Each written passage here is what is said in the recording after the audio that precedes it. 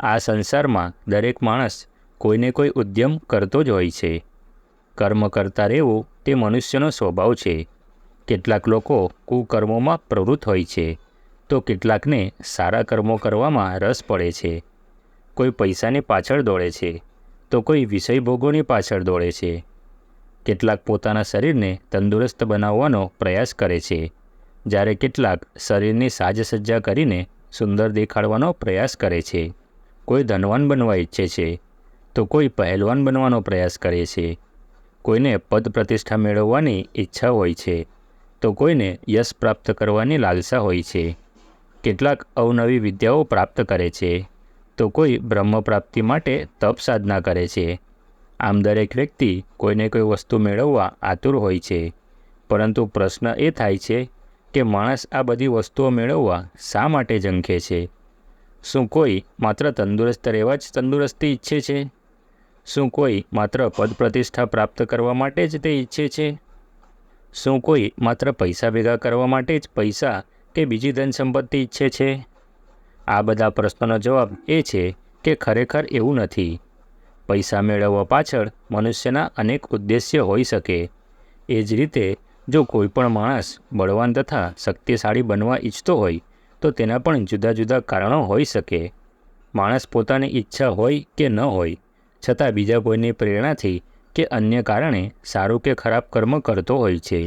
આમ એક જ કાર્યની પાછળના ઉદ્દેશ્યો અને કારણો જુદા જુદા હોઈ શકે. જો તમે રાત દિવસ પૈસા કમાવવા પાછળ જ દોડી રહેલા કોઈ માણસને પૂછો કે ભાઈ, તમે પૈસા કે ધનની પાછળ શા માટે પડ્યા છો? તમે શા માટે પૈસા ઈચ્છો છો? તો એના જવાબમાં એ માણસ કહેશે કે પૈસાથી હું સારું ઘર બનાવીશ, મારો ધંધો વધારીશ, લગ્ન કરીશ, ખાવા પીવા અને મોજ શોખની અનેક વસ્તુઓ ખરીદીશ, સારા કપડાં પહેરીશ અને આલિશાન મકાન બનાવીશ. જો તમે એને ફરી પૂછશો કે તમે શા માટે આવા બધા ભોગો ભોગવવા ઈચ્છો છો, એના જવાબમાં તે કહેશે કે એનાથી હું સુખી થઈ જઈશ. તેને એવો ભ્રમ હોય છે કે ભૌતિક વસ્તુઓ મેળવવાથી સુખ તથા આનંદ પ્રાપ્ત થાય છે. આનો અર્થ તો એવો થયો કે દરેક માણસ જે કાંઈ કરી રહ્યો છે, ઈચ્છી રહ્યો છે તથા શોધી રહ્યો છે, તે બધું આનંદ મેળવવા માટે જ અને સુખ પ્રાપ્ત કરવા માટે જ કરી રહ્યો છે. કુકર્મોમાં લિપ્ત રહેનાર પણ એ કર્મોથી સુખ મેળવવાની, આનંદ મેળવવાની આશા રાખતો હોય છે. પછી તો જો એને પૂછો કે તું આનંદ શા માટે ઈચ્છે છે, તો એ પ્રશ્નના જવાબમાં કોઈ એવું નહીં કહે કે અમુક પ્રયોજન માટે કે અમુક લક્ષ્યની પ્રાપ્તિ માટે આનંદ ઈચ્છું છું. વાસ્તવમાં વિદ્યા, બળ, ધન, સંતાન, પદ, પ્રતિષ્ઠા, તંદુરસ્તી, યશ, કીર્તિ વગેરે મેળવવા પાછળ માણસનો એક જ ઉદ્દેશ્ય હોય છે, અને તે છે આનંદ મેળવવો. કોઈપણ વ્યક્તિ દુઃખ મેળવવાના ઉદ્દેશ્યથી કોઈપણ કર્મ કરતી નથી. તે ખરાબ કર્મો પણ આનંદ મેળવવાની આશાથી કરે છે. આનો અર્થ એ થયો કે દરેક વ્યક્તિમાં આનંદ મેળવવાની સ્વાભાવિક પ્રવૃત્તિ હોય છે. તે સારા માણસોમાં પણ હોય છે અને ખરાબ માણસોમાં પણ હોય છે. તેનું મૂળ કારણ એક જ છે. એના સંદર્ભમાં તુલસીદાસજીએ કહ્યું છે કે ઈશ્વર અંશ જીવ અવિનાશી, ચેતન અમર સહજ સુખ રાશી. અર્થાત જીવ ઈશ્વરનો અંશ છે. તે ચેતન, અમલ એટલે કે નિર્મળ અને સુખનો ભંડાર છે, કારણ કે જીવાત્મા સત, ચિત્ત અને આનંદ સ્વરૂપ પરમાત્માનો અંશ છે. તેથી તેનામાં આનંદ મેળવવાની નૈસર્ગિક પ્રવૃત્તિ છે. તે આનંદ મેળવવા ઈચ્છે છે અને આનંદમાં જીવવા ઈચ્છે છે.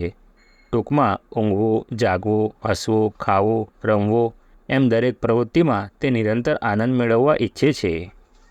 માણસમાં કુદરતી રીતે જ આનંદ મેળવવાની વૃત્તિ હોય છે. તેનું મૂળ કારણ એ જ છે કે તે પરમ આનંદના સ્ત્રોત એવા પરમાત્માનો જ એક અંશ છે. જીવનું નૈસર્ગિક સ્વરૂપ પ્રકાશપૂર્ણ છે, પરંતુ સમસ્યા એ છે કે જીવ પોતાના સ્વાભાવિક અને નૈસર્ગિક સ્વરૂપથી અજાણ હોય છે. તે પોતાના સાચા સ્વરૂપને જાણતો ન હોવાના કારણે ધન, બળ, યશ, કીર્તિ, પદ, પ્રતિષ્ઠા જેવી તુચ્છ ભૌતિક વસ્તુઓ પાછળ દોડી રહ્યો છે. એ બધામાં તે સુખ અને આનંદ મેળવવાનો પ્રયાસ કરે છે, પરંતુ જે વસ્તુ જ્યાં હોય ત્યાંથી જ તે મળી શકે છે. મનુષ્યને ભૌતિક સુખ સગવડોથી ક્ષણિક સુખ મળી શકે છે. આત્માને શાશ્વત સુખ અને પરમ આનંદ તો આનંદના આદિ સ્ત્રોત એવા પરમાત્મા પાસેથી જ પ્રાપ્ત થઈ શકે છે. એવો આનંદ મેળવવા માટે આપણે શું કરવું જોઈએ? એના માટે આપણે આપણા હૃદયમાં નિત્ય પરમાત્માનું ધ્યાન કરતા રહેવું જોઈએ. જે રીતે પાણી મેળવવું હોય તો જમીનમાં ખૂબ ઊંડે સુધી જવું પડે છે. જમીનમાં ઊંડે સુધી ખોદવાથી પાણીનો સ્ત્રોત ફૂટી નીકળે છે.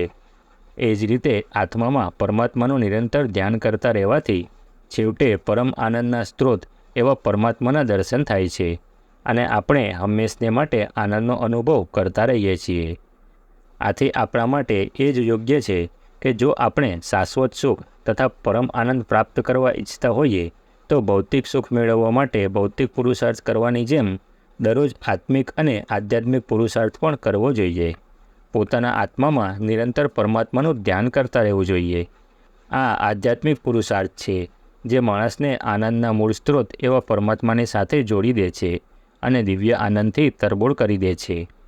આપણે આ સંસારમાં રહીએ છીએ અને ભૌતિક જીવન જીવીએ છીએ, તેથી આપણે ભૌતિક સુખ મેળવવા માટે ભૌતિક પુરુષાર્થ તો કરવો જ પડે છે, પરંતુ એની સાથે સાથે પરમાત્માને કદાપી ભૂલવા ન જોઈએ, કારણ કે સાચા આનંદનો મૂળ સ્ત્રોત તો પરમાત્મા જ છે.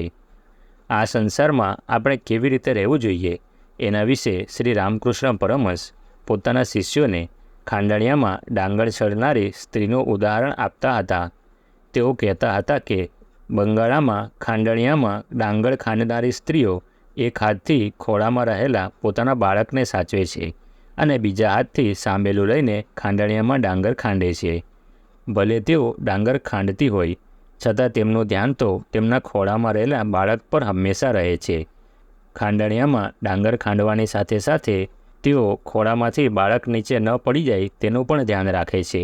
એ જ રીતે તમે સંસારમાં રહીને ભલે તમારું કાર્ય કરો, પરંતુ તમારું ધ્યાન તો હંમેશા ઈશ્વરમાં જ લાગેલું હોવું જોઈએ. એનાથી જ ઈશ્વરનો સાક્ષાત્કાર થશે અને દિવ્ય આનંદની અનુભૂતિ થશે. આમ જીવનનું પરમ લક્ષ્ય તો ઈશ્વરને પ્રાપ્ત કરવા એ જ હોવું જોઈએ. મિત્રો, આ વિડીયોને લાઇક અને શેર કરવાનું ભૂલતા નહીં.